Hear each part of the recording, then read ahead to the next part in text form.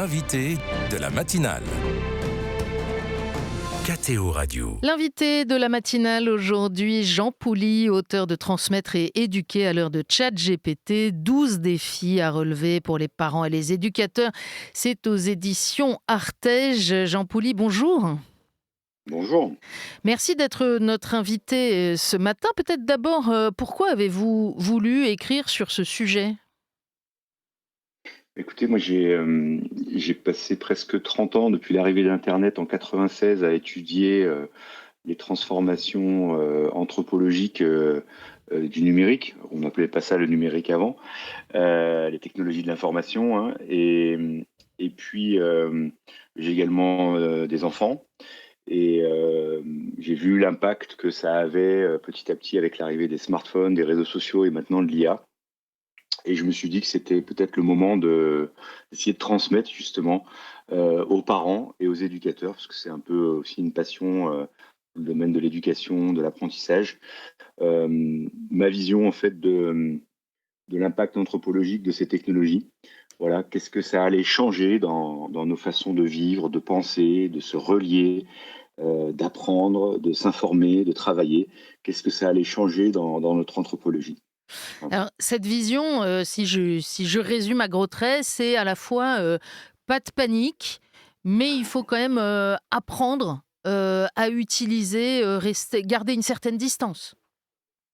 Ouais, tout à fait, pas de panique. Il y a beaucoup de panique, un peu, même pas ce qu'on appelle des paniques morales, où on a finalement un résultat de sidération, voire de paralysie. Enfin, la peur et la panique ne produisent pas grand-chose d'intéressant. Et c'est vrai que parfois, c'est un peu le discours dominant. Et on peut le comprendre, parce que c'est vrai que les impacts de la surexposition aux écrans, ou même de l'arrivée de l'IA dans l'apprentissage à l'école, posent quand même beaucoup de questions, ça va très vite, et on peut avoir ce réflexe à la fois de fascination et de peur. C'est souvent ça qu'on a quand on utilise l'IA.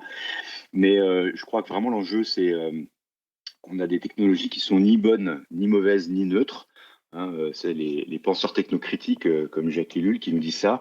Mais par contre, nous, on doit sortir de notre neutralité face à la technologie, c'est-à-dire qu'on doit faire l'effort de comprendre comment ça marche, pas simplement d'un point de vue technique, mais aussi, vous voyez, ces impacts anthropologiques. Alors, peut-être ça paraît un peu large pour vos auditeurs, mais qu'est-ce que ça veut dire? C'est, par exemple, utiliser l'IA en permanence. Qu'est-ce que ça change dans notre façon de penser, dans notre système cognitif?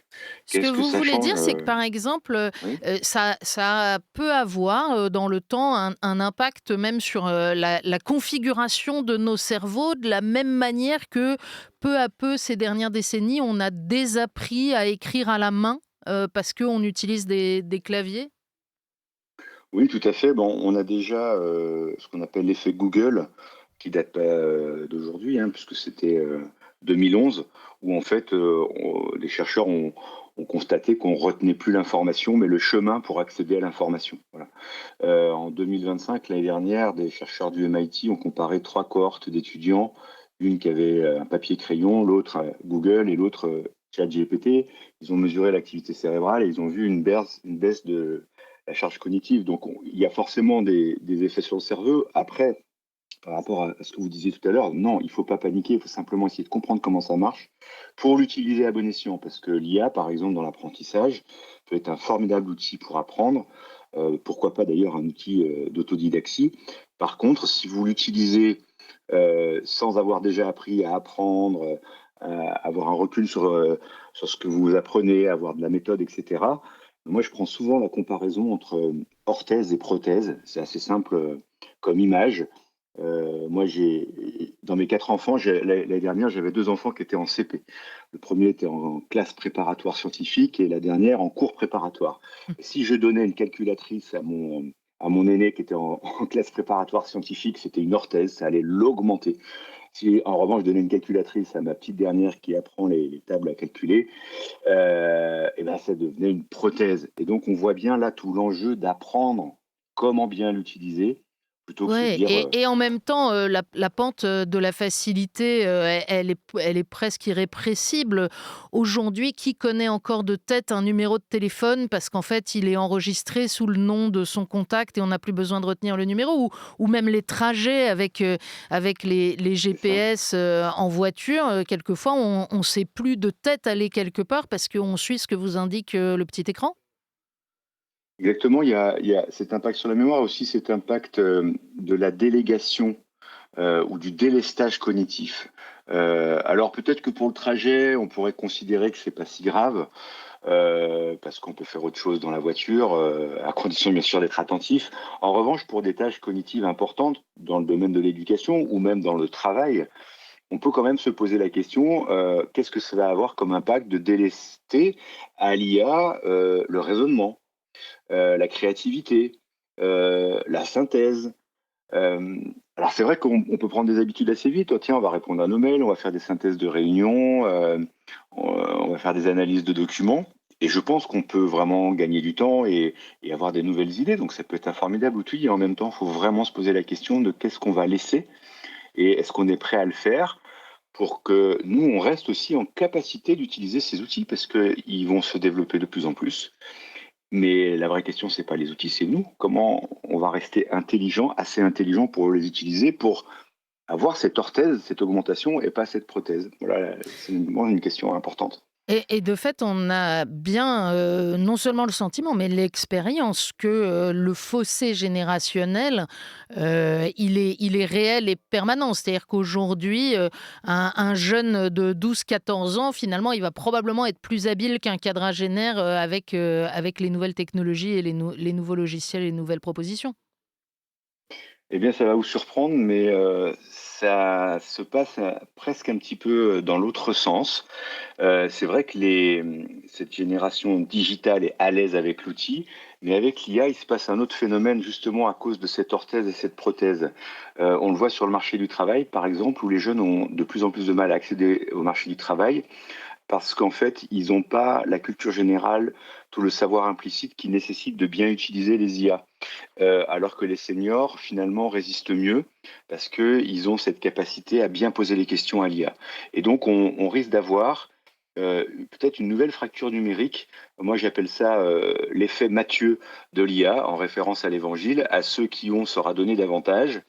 Et bien, quelque part, ceux qui ont déjà un corpus, une bonne de savoir, vous voyez, une culture générale, un bon raisonnement, notamment, je vous dis, ceux qui ont vécu avant Internet, les seniors justement, et ben finalement ils sont plus à l'aise et ils tirent profit des ces IA, alors que si on a trop vite et très jeune pris l'IA comme une prothèse cognitive, on va avoir du mal à comprendre en fait les réponses qui sont données, on va avoir du mal à poser les bonnes questions. Et puis Oui, parfois finalement, à c'est pas si contrôler simple. ses réponses, parce qu'il faut aussi, Exactement. ajouter que les réponses de l'IA ne sont pas toujours justes. Je reviens, à votre propos à destination des parents et des éducateurs. On a quand même le sentiment que le plus important, c'est le rapport à l'outil physique, c'est-à-dire, comment gérer, l'addiction, à l'outil Oui. téléphone chez ses enfants, plus que à ce qu'il y a dedans, j'ai envie de dire. Mais en fait, ce qu'il y a dedans, j'allais dire l'agent actif, c'est notamment l'IA, qui a tendance un peu à rendre ces outils, quasi addictifs, hein, dans les réseaux sociaux, avec les algorithmes et on constate une surexposition aux écrans avec, en fait, finalement, des temps d'écran qui sont trop importants et je pense qu'on a un vrai problème au niveau des parents, des éducateurs, à gérer ça avec les enfants, à la maison, dans le cadre scolaire, parce que l'âge moyen du premier smartphone en France, c'est 11 ans, c'est quand même assez tôt, et on n'a pas forcément toutes les compétences, tous les limites applicables, hein, parce que c'est bien de dire, tiens, on va mettre des contrôles parentaux, mais c'est pas si évident que ça à gérer. Et moi, comme réponse à ça, je prône vraiment le dialogue, notamment avec un atelier que j'ai monté qui s'appelle le Smartphone Show et qui permet aux ados et aux parents de discuter de ces questions pour s'écouter déjà, comprendre les besoins de l'autre, pas juger cette génération un peu trop vite et surtout arriver à mettre des règles parce que les effets de la surexposition aux écrans, je trouve, sont quand même délétères pour l'apprentissage et sur d'autres points aussi, avec les risques, bien sûr, qu'on connaît de harcèlement et d'exposition à des images violentes. Avec la conscience que, évidemment, il serait illusoire et probablement d'ailleurs assez négatif de vouloir Mm. élever des enfants de 0 à 18 ans sans aucun contact avec ces outils et ces technologies parce qu'ils seraient complètement hors du monde et qu'en même temps, on peut fixer des règles, par exemple, que le téléphone ne dorme pas dans la chambre pendant la nuit. Tout à fait. Exactement. Vous avez raison. Alors, dans le plus jeune âge, je pense qu'on peut mettre zéro écran, hein. Enfin, je veux dire, Oui, oui, je dans parlais de la toute la petite tranche enfance. 0-18, il y a forcément un contact à un moment donné. Ah bah, il y aura un contact et puis si c'est pas directement, ça sera par un frère et sœur ou par ses parents. On appelle ça la technoférence, l'interférence technologique entre les humains. En revanche, effectivement, c'est à l'adolescence que vraiment ça commence à poser problème parce qu'il y a ce fameux smartphone qui est presque un rite de passage, hein, une obligation avec la comparaison avec les copains. Et là, effectivement, il faut mettre des règles. Et puis, prenez l'exemple voilà, par exemple, d'éloigner le smartphone de son corps, pas tout le temps l'avoir sur soi, le sortir de la chambre, pas au moment des repas, pas aux toilettes. Enfin, ça fait rigoler, mais il y a 70% des Français qui l'emmènent aux toilettes, Et pas ça au fait, ça, volant. ça fait rigoler, mais ça veut dire qu'il faut que les parents donnent l'exemple aussi. Eh ben, vous avez tout dit. C'est pour ça que j'ai monté un atelier où je réunis parents-enfants, parce qu'en le faisant pour les enfants, je me suis rendu compte que je le faisais aussi pour les parents, et que dans l'éducation, à un moment donné, il y a un devoir d'exemplarité. Et ce que je trouve formidable, c'est que finalement, à la sortie de l'atelier, quand vous avez, parce qu'on doit s'engager à quelque chose à la fin de l'atelier, quand vous avez un parent qui dit ben moi je le sors de la chambre ou je désinstalle Instagram ou je décide de plus rester connecté le week-end pour faire d'autres activités, eh ben, il y a beaucoup plus de chances que les enfants suivent un exemple et ça pose des graines pour demain, pour l'autonomie des enfants, que voilà, stigmatiser tout le temps le téléphone par rapport aux enfants. Un tout dernier mot, est-ce que dans ce domaine que vous travaillez depuis tant de Oui. temps, l'encyclique de Léon XIV vous a réjoui? Mais complètement, parce que moi, j'attendais vraiment une parole forte et structurée posée sur cette question de l'IA. Il s'appelle pas Léon XIV pour rien, c'est la suite de Léon XIII qui avait écrit une encyclique sur la révolution industrielle. On vit une révolution industrielle et anthropologique majeure. Et l'angle principal de Léon XIV dans son encyclique, c'est justement l'anthropologie. Qu'est-ce que ça fait à l'être humain? Comment ça touche la dignité humaine? Il nous parle aussi des questions de pouvoir.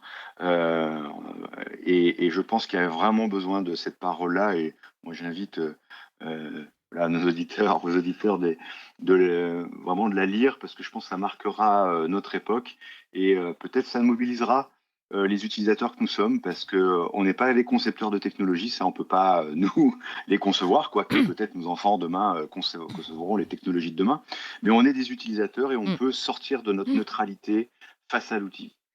Merci beaucoup, Jean Poulier. Le pape aussi nous dit de ne pas paniquer, mais d'être responsable. Transmettre et éduquer à l'heure de ChatGPT, 12 défis à relever pour les parents et les éducateurs, c'est chez Artege. Merci d'avoir été notre invité ce matin. Bonne journée. Bonne journée.